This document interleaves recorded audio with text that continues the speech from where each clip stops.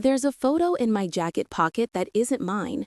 I found it 3 weeks ago, folded twice, edges soft like someone had touched it often. A woman standing alone on a bridge I've never visited. On the back, written in handwriting I don't recognize, "You were there. You always were." I keep checking if it's still there. I don't know why I'm afraid it will disappear. I don't know why I'm more afraid it won't. I've always been the kind of person who exists in the spaces between other people's conversations. Not invisible, exactly, just unnoticed, like wallpaper in a waiting room. You know it's there, but you'd never describe it to anyone later. I learned early that if you stay quiet enough, people forget you're listening. In third grade, I sat at the back corner desk by the broken radiator. Mrs. Hendricks never called on me, not because she disliked me, but because when her eyes swept across the room, they seemed to slide right over my face like water over glass.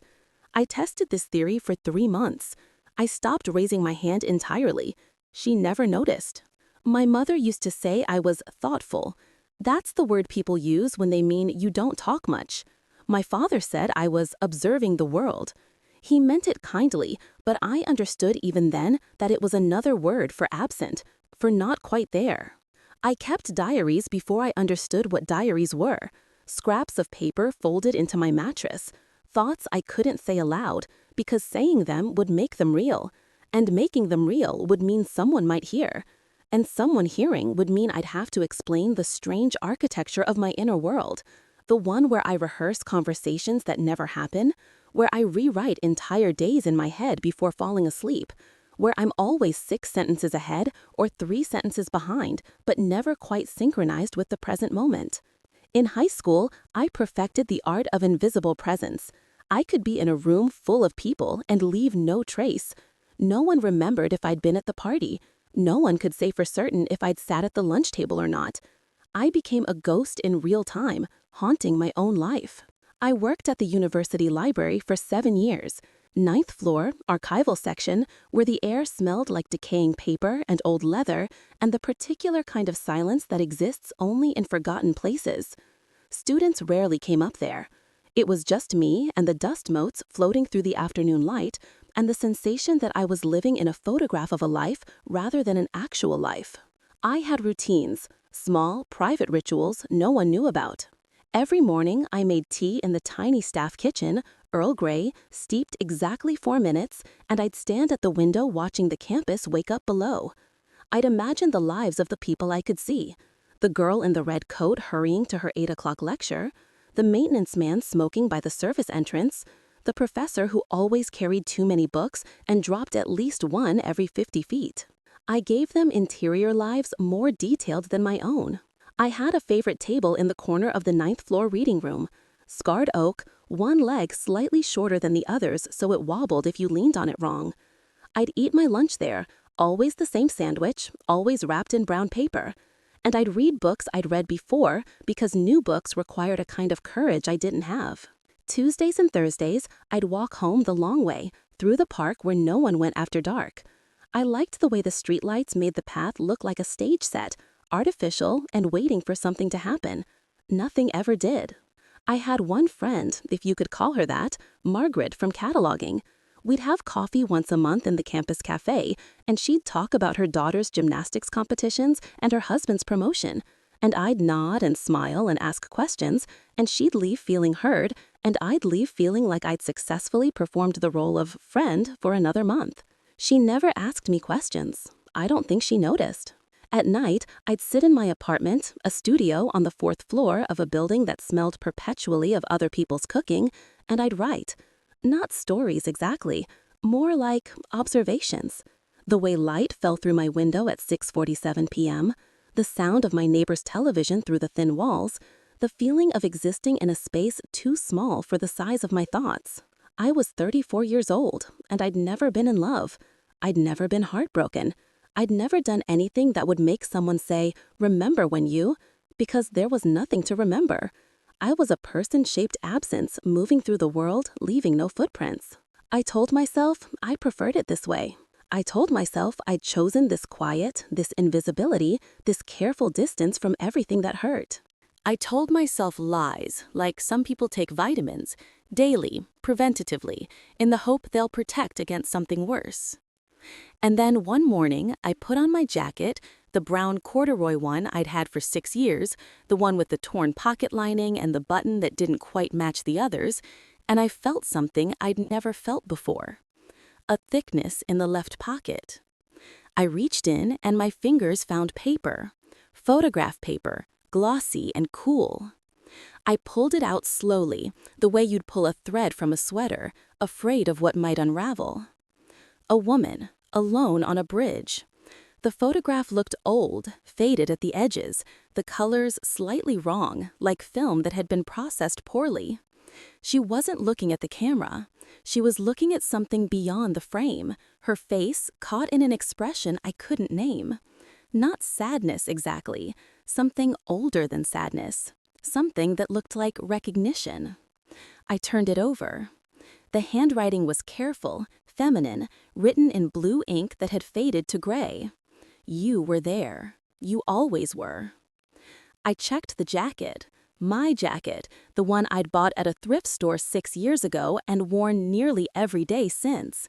The one I knew intimately. Every stain, every worn spot, every thread coming loose at the cuffs. I didn't recognize the photograph. I didn't recognize the woman. I didn't recognize the bridge. But something in my chest recognized the handwriting. I've never told anyone that I remember things that haven't happened. Not visions, nothing supernatural like that, just memories that don't fit. Moments that feel worn smooth with repetition, but when I try to place them in the timeline of my life, they slide away like water. A kitchen I've never stood in, sunlight coming through a window at an angle I know but can't place. The smell of coffee and something burning.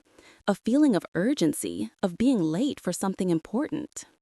A conversation I've never had, someone saying my name. Not the way people usually say it, quickly and without weight, but slowly, like they're tasting it, like it means something. A hand on my shoulder, the weight of it, the warmth, the feeling of being seen, really seen, for the first time in my life. I used to think everyone had these, phantom memories, ghosts of alternative timelines, the brain misfiring in the space between sleep and waking. But I've never been brave enough to ask anyone if they experience this too, because asking would mean admitting how much time I spend inside my own head, cataloging these impossible recollections. The photograph sat on my kitchen table for 3 days. I didn't show it to anyone. I didn't try to find out where it came from. I just looked at it. In the morning before work, at night before bed, during my lunch break, pulling it carefully from my pocket and studying the woman's face, the bridge, the water beneath her, trying to find something that would trigger real memory instead of this unsettling sensation of almost recognition. She looked like someone I should know. She looked like someone I used to know. She looked like someone I'd forgotten on purpose. I started having dreams about bridges. Not nightmares exactly, just dreams where I'm standing on a bridge I don't recognize and someone is calling my name from far away, and I can't tell if they're in front of me or behind me. I turn around and around, but there's no one there, just the sound of water and wind and my own breathing. I woke up at 3 a.m. on the 4th day and walked to my desk in the dark. I didn't turn on the light, I just sat there with the photograph in my hands, and I let myself feel what I'd been pushing away. Fear. Not fear of the photograph itself, fear of what it meant that I'd found it. Fear of what it meant that I couldn't remember where it came from. Fear of the gap in my memory, the blank space where an explanation should be. But underneath the fear, something else. Something that felt almost like relief.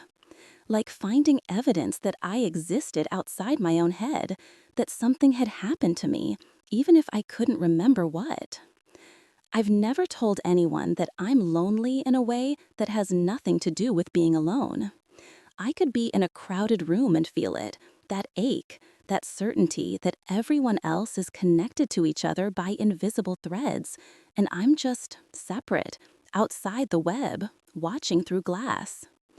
I used to think if I could just learn the right words, the right way to move through the world, I could break through. But the older I got, the more I understood that the glass wasn't outside me. It was inside me, something I'd built myself, carefully over years, until I couldn't remember what it had been like before. Until I couldn't remember if there had been a before. The handwriting on the photograph bothered me more than anything else. Elegant, measured, with a slight leftward slant, the kind of handwriting that belonged to someone who'd learned penmanship properly, who took care with words. Every letter formed deliberately, like each one mattered. It looked like my handwriting. Not exactly, but close enough that when I compared it to my own notes, the observations I wrote in my notebooks every night, I could see the similarities. The way the Y curled at the bottom, the way the W connected to the E, the way the period at the end was more of a small dash pressed hard into the paper. But I didn't write this. I would remember writing this. I would remember this woman, this bridge, this moment captured and kept. Wouldn't I? I've never told anyone that sometimes I look in the mirror and don't recognize my own face. Not like I've forgotten what I look like, just that the person looking back seems like someone I used to know, someone I've grown distant from, a stranger wearing my features, living my life without my full participation. I started carrying the photograph everywhere. Not in my pocket anymore, too risky, too easy to lose. I bought a small leather sleeve at the stationery store downtown, the kind meant for old photographs, and I kept it in my bag. I'd take it out during my lunch break, in the bathroom at work, on the bus home, and I'd study it like a text I was trying to decode. The woman's expression, the angle of her shoulders, the way the light hit the water, the bridge itself, stone, old, with decorative ironwork I couldn't quite make out in the faded photograph. I started looking for that bridge. I didn't mean to. It wasn't a conscious decision. But I found myself searching online during slow hours at work. Historical bridges in the region, bridges in neighboring states, bridges in old photographs from 100 years ago. Nothing matched. Or everything matched in small ways that added up to nothing.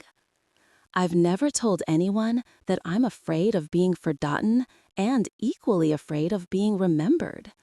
That I've built a life where neither can happen because I've made myself so small, so quiet, so unobtrusive that I exist in a space where memory can't quite reach me. 2 weeks after I found the photograph, I found something else. A ticket stub. Old movie theater ticket, the kind they don't make anymore, printed on cardstock instead of thermal paper. Tucked into the same pocket where I'd found the photograph. I know I checked that pocket. I know I emptied it completely. I know this wasn't there before. The movie was The Thin Air, a film I'd never heard of. The date stamp was smudged, but looked like it said October 17th. No year visible. The theater was listed as The Regent, which meant nothing to me. I sat on my apartment floor with the photograph and the ticket stub laid out in front of me like evidence in a case I couldn't solve. And I realized I was crying. Not because I was sad, not because I was scared, but because something was trying to tell me something, and I desperately wanted to understand, and I had no idea where to begin. I found the newspaper clipping on a Tuesday. Same jacket, same pocket. I'd worn the jacket every day for 3 weeks straight, checking the pocket obsessively every few hours, expecting it to be empty, finding it empty, and then somehow finding it not empty. The clipping was yellowed, fragile, the kind of paper that had been folded and unfolded so many times the creases had started to tear. A small article, maybe 3 inches long, from a newspaper I didn't recognize. The date at the top was partially obscured, but I could make out October 1919, the rest torn away. The headline read, "Woman reported missing after bridge incident." My hands shook as I read the brief text. Local authorities are seeking information regarding the whereabouts of Eleanor Verne, 34, last seen near the Crowell Street Bridge on the evening of October 17th. Witnesses report seeing a woman matching Miss Verne's description standing alone on the bridge around 8 p.m. Anyone with information is urged to contact. The article ended mid-sentence where the paper had been torn. Eleanor Verne. The name rolled through my mind like an echo in an empty room, familiar and foreign at once. I didn't know anyone named Eleanor Verne. I'd never heard that name before. But when I said it aloud in my empty apartment, Eleanor Verne, my voice cracked on the second syllable, like something in my throat recognized it, even if my mind didn't. I stopped going to work. Not officially. I called in sick, then I called in sick again, then I stopped calling at all. On the third day, Margaret left me a voicemail asking if I was all right, if I needed anything. Her voice thin with the kind of concern that was more obligation than genuine worry. I didn't call her back. I couldn't explain what was happening because I didn't understand it myself. I spent hours on the floor of my apartment, surrounded by the artifacts, the photograph, the ticket stub, the newspaper clipping. I laid them out in different configurations, trying to find a pattern, a story, a thread that would connect them into something coherent. Movie theater. Missing person. October 17th. I searched for Eleanor Verne online. Hundreds of results, none that matched. An Eleanor Verne who was a professor in Ohio. An Eleanor Verne who'd written a book about gardening in the 1950s. An Eleanor Verne who ran a bakery in Portland. None of them were the woman in the photograph. None of them had gone missing from a bridge. I searched for the Crowell Street Bridge. Nothing. No results at all, like it had never existed. I searched for the Regent Theater. Dozens of theaters with that name, all in different cities, none that felt right. And underneath all the searching, a growing certainty that terrified me. I knew these things. Not consciously, not in a way I could articulate, but in my body, in the space behind my thoughts. I knew the weight of the woman's hand. I knew the smell of the movie theater. I knew the sound the bridge made when the wind came off the water. I knew, and I didn't know, and the contradiction was splitting me open. I started having episodes. That's the only word I have for them. I'd be sitting at my kitchen table, and suddenly I'd be somewhere else. Not physically, my body stayed in the chair, I could see my apartment around me, but my mind would slip sideways into another space entirely. A movie theater. Dark, nearly empty. The smell of stale popcorn and cigarette smoke. Someone sitting next to me, close enough that our arms touched. A voice saying, "We can't keep doing this." A bridge at night, cold wind, the sound of water moving beneath us. Looking down at the river and feeling like I could just step off. Not wanting to die, but wanting to disappear, which felt like a different thing entirely. A hand on my arm. Don't. Just that one word, but it anchored me there. A kitchen table, 2 coffee cups, morning light, comfortable silence that felt like love, or maybe felt like love's exhausted older sister. Knowing without speaking that something was ending, or had already ended, or had never really begun. The episodes lasted seconds, maybe a minute at most, but they left me gaseous and disoriented, like I'd been yanked back into my body from somewhere far away. I started writing everything down. Not in my usual notebooks, those felt too personal for this, too contaminated by my ordinary thoughts. I bought a new notebook, plain black cover, and I documented everything. The artifacts, the episodes, the dreams, the growing sense that my memory was a house with rooms I'd locked and couldn't find the keys to. I wrote, "I think I'm losing my mind." I wrote, "I think I lost my mind a long time ago, and I'm only just noticing." I wrote, "What if I'm not remembering? What if I'm being remembered? On the fourth day of not going to work, I put on my jacket and went outside. I didn't have a plan. I just walked. Through my neighborhood, past the university, past the library where I was supposed to be working, past the park where I usually walked alone. I walked until I reached the edge of the city, where the buildings thinned out and the streets turned to gravel roads. And there, half hidden behind overgrown trees and a rusted chain-link fence, I found it. The Regent Theater. Abandoned, boarded up. The marquee still visible, but empty of letters. Just the metal frames where words used to hang. I stood on the sidewalk across the street, and I felt something in my chest tear open. I'd been here before. I knew the shape of those windows. I knew how the door stuck when you tried to open it. I knew that inside, the carpet was red and gold and threadbare in a path down the center aisle. I knew the seats creaked in a specific rhythm. I knew, but I didn't know. I'd never been here. I'd never seen this building before in my life. I started walking toward it, my feet moving without my permission, and I was halfway across the street when I heard someone call my name. Not my name. Eleanor. I turned around. A man stood on the corner. Older, maybe 60, wearing a gray coat and carrying a folded newspaper. He was looking at me the way you look at a ghost, like he couldn't believe what he was seeing, like he needed to check if I was real. Eleanor, he said again, and his voice broke on the second syllable. I thought you were... And then he stopped. His face changed, confusion replacing recognition. I'm sorry, you look exactly like someone I used to know. I couldn't speak. My voice had disappeared, taken residence somewhere behind my sternum where words couldn't reach. He stepped closer, studying my face. The resemblance is, he shook his head, uncanny. You must be related. Do you have family from around here? The Verns? I managed to shake my head. Strange, he muttered, still staring at me like I was a puzzle he couldn't solve. You could be her twin, Eleanor Vern. She disappeared in '96.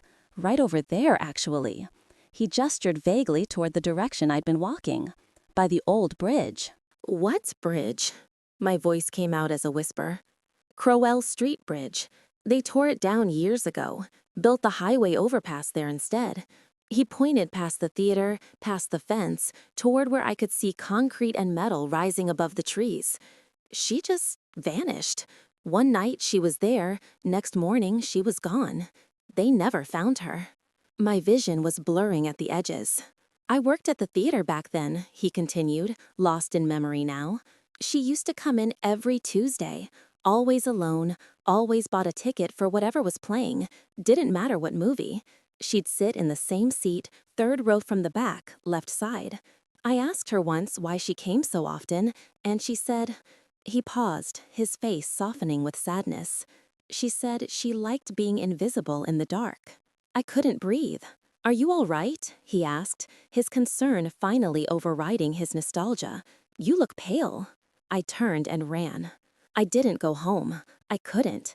The thought of being in my apartment with all those artifacts laid out like an accusation, like evidence of a crime I couldn't remember committing, it was unbearable. I walked until my legs ached, through neighborhoods I'd never seen before, past houses where families were eating dinner behind lit windows, past playgrounds where children had left their toys scattered in the sand. I walked until I found myself standing in front of a small library branch I'd never noticed before, in a part of town I rarely visited. It was nearly closing time. A librarian, young, with kind eyes and a name tag that said Marcus, was shelving books in the local history section. Excuse me, I said, my voice sounding strange even to myself. Do you have old newspapers from the 1990s? He looked up, and something in my face must have registered my desperation because he immediately set down his cart and nodded. Microfiche, he said, in the back room. We're closing in 20 minutes, but I can set you up quickly. He led me to a small room with a single microfiche reader, ancient and humming slightly when he turned it on. What dates are you looking for? October 1996, I said, local papers. He brought me 3 reels, showed me how to operate the machine, and left me alone with a quiet, "Let me know if you need anything." I found the article in the second reel, October 19th, 1996, page 3. The complete article, not the torn clipping I'd found in my pocket. Woman reported missing after bridge incident. Local authorities are seeking information regarding the whereabouts of Eleanor Verne, 34, last seen near the Crowell Street Bridge on the evening of October 17th. Witnesses report seeing a woman matching Miss Verne's description standing alone on the bridge around 8 p.m.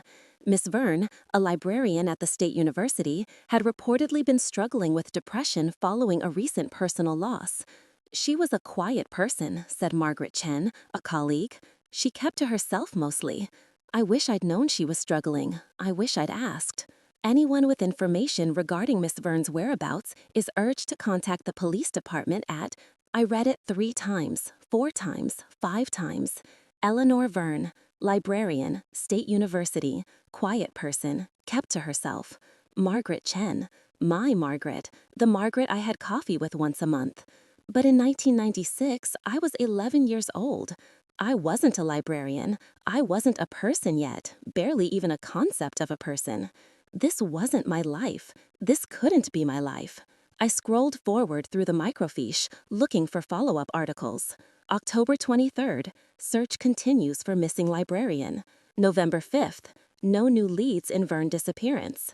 December 8th, a tiny article at the bottom of page 7, missing woman's case goes cold. And then nothing. Eleanor Verne disappeared from the news as completely as she disappeared from the bridge. I printed everything. The librarian, Marcus, didn't ask questions, just helped me with the printer, and handed me the warm pages with a gentleness that made me want to cry. I hope you find what you're looking for, he said. I walked home through the dark, the printed articles in my bag along with the photograph, the ticket stub, the original clipping. My apartment felt different when I opened the door. Not physically different, but energetically, like someone had been there and left their presence behind. Nothing was moved, nothing was taken, but I could feel it, the disturbance in the air, the sense of having been seen when I wasn't looking. I laid out all the papers on my floor, the photograph, the clipping, the ticket stub, the printed articles, and I saw it finally, the pattern I'd been missing. The handwriting on the back of the photograph, the careful, elegant script. I pulled out my notebook, the black one where I'd been documenting everything. I compared my handwriting to the writing on the photograph. They weren't similar. They were identical. Every loop, every slant, every pressure point where the pen had pressed harder into the paper. I had written that message to myself, but I couldn't remember doing it. I sat there on the floor until the sun started coming up, and I let myself think the thought I'd been avoiding for weeks. What if I didn't find the photograph? What if I'd left it for myself to find? What if I was Eleanor Verne and I'd somehow survived or escaped or slipped through some crack in time, and the life I'd been living for 34 years was built on top of another life I couldn't remember? What if I'd been invisible for so long that I'd disappeared even from my own memory? The knock on my door at 7 a.m. nearly stopped my heart. I wasn't expecting anyone. No one visited me. No one knew where I lived except Margaret, and she'd never once come to my apartment. I opened the door. A woman stood in the hallway, 50s maybe, with silver-streaked hair and tired eyes. She looked at me for a long moment, and her face went through a series of expressions too fast to catalog. Shock, disbelief, something that looked like grief. "You're alive," she whispered. I didn't know what to say. "I'm sorry," she continued, shaking her head. I saw you, yesterday, by the old theater, and I couldn't believe it, but I followed you home, and I know that sounds terrible, but I had to know if it was really you." "Who are you?" I managed to ask. "Sarah," she said. "Sarah Verne. I'm Eleanor's sister." Sarah sat at my kitchen table, surrounded by my artifacts, and she cried without making a sound. "This was hers," she said, picking up the photograph with shaking hands. I took this picture, October 16th, 1996, the day before she disappeared. She turned it over, reading the inscription she'd seen before but couldn't quite believe. That's her handwriting. That's exactly how she wrote. I don't understand, I said, even though part of me was starting to understand too well. Tell me your full name, Sarah said, looking at me with those tired eyes that had seen too much, hoped too much, grieved too long. Emily, I said, Emily Warren. Where were you born? Here, in this city. What year? 1985. She nodded slowly, like this confirmed something she'd already suspected. What's your first memory? Your earliest childhood memory? I opened my mouth to answer and found I couldn't. I tried to remember being 5 years old, being 7, being 10. There was nothing. Not a blank space, but a kind of soft fog, like looking at a photograph that had been deliberately blurred. I started, then stopped.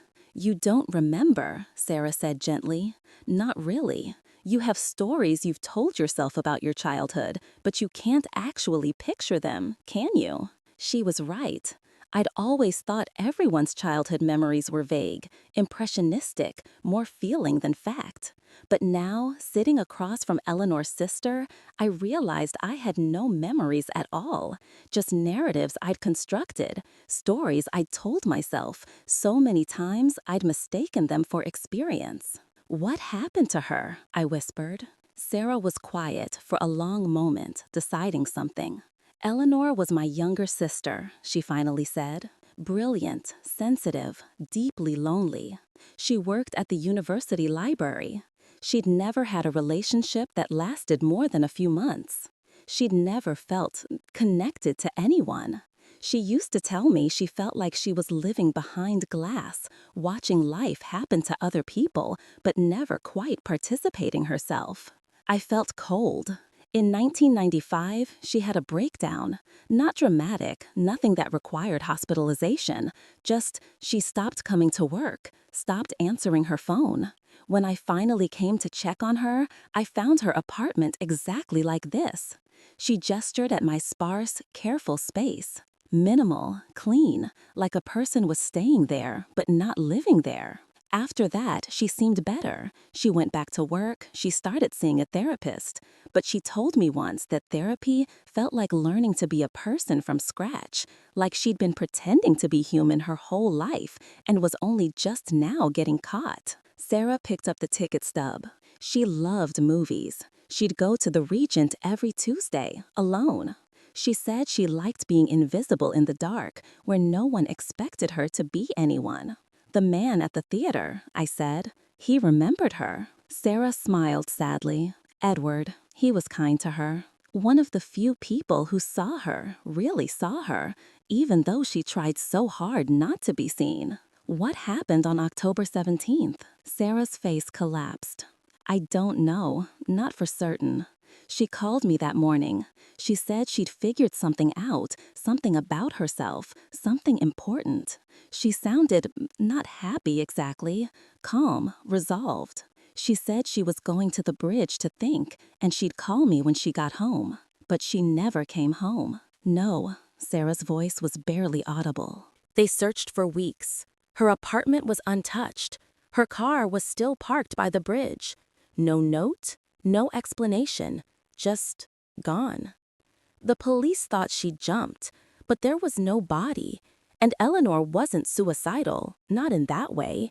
She was existentially tired, but she wasn't trying to die. She was trying to figure out how to live. I looked at the artifacts spread between us. Why do I have her things? Sarah met my eyes. I don't think you have her things. I think you are her things, her continuation, her next attempt. That's impossible, is it? You're 34 years old. That's how old Eleanor was when she disappeared. You work in a library. She worked in a library. You're quiet, invisible, lonely in exactly the way she was lonely. You have no memories before a certain point. You exist in this minimal space, living, but not quite alive. And now, 28 years after she disappeared, pieces of her life are finding their way to you, or you're finally ready to remember them. This doesn't make sense, I said, but my voice was weak even to my own ears. What if, Sarah said carefully, Eleanor didn't die on that bridge? What if she found a way to reset, to try again, to become someone new, someone without the weight of all that accumulated loneliness? That's not possible. Then explain this. She gestured at the artifacts. Explain how you have her photograph, her ticket stub, her newspaper clipping. Explain why you have her handwriting. Explain why you have her life.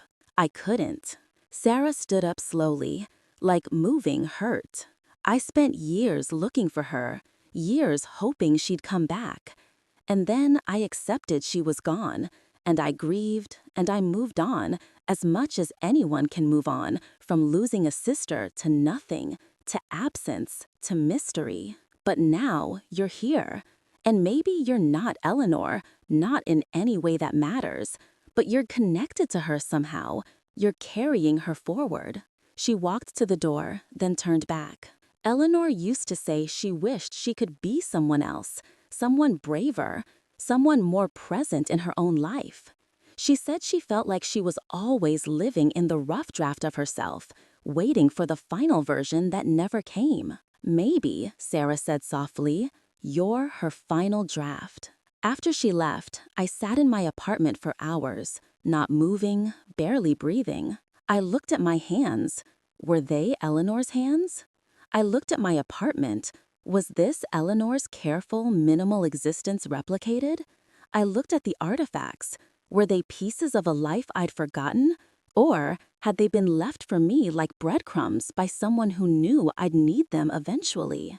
I thought about all the phantom memories, the moments that didn't fit, the feeling of almost recognition that had haunted me my entire life. I thought about being invisible, about watching life through glass, about existing in the spaces between other people's conversations. And I realized that whether I was Emily or Eleanor or some strange collision of both, it didn't matter. What mattered was that I'd spent 34 years living in the rough draft. And the photograph, the ticket, the clipping, they weren't trying to tell me who I was. They were trying to tell me who I could still become. I went to the bridge. Not the Crowell Street Bridge. That had been demolished years ago, replaced by a concrete overpass that carried thousands of cars every day, impersonal and efficient. But I found another bridge, older, smaller, on the edge of the city where the river narrowed and the water moved slowly past parks and walking paths. I stood there as the sun set, the photograph in my pocket, and I thought about Eleanor Verne, about a woman who'd felt invisible her entire life, who tried to connect and failed, who'd built walls so carefully that she trapped herself inside them, who'd stood on a bridge one October night and made a choice I'd never fully understand.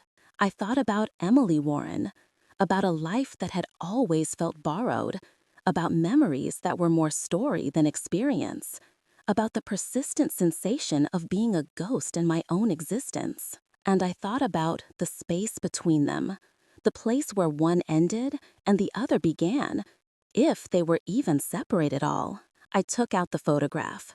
Eleanor, on a different bridge, looking at something beyond the frame. I turned it over and read the message again. You were there. You always were.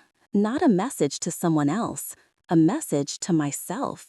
Across time, across whatever gap existed between who I'd been and who I'd become. I was there, on the bridge with Eleanor, in that movie theater, in that minimal apartment where loneliness had its own architecture. I started going back to work, not to hide, but to participate. I answered Margaret's concerned emails. I suggested coffee, and when we sat across from each other, I asked her about herself. Really asked, listened to the answer, remembered the details. I joined a book club. I was terrible at it. I talked too little, and when I talked, I said things that were too intense, Too honest, too much for casual conversation about fiction. But I kept going.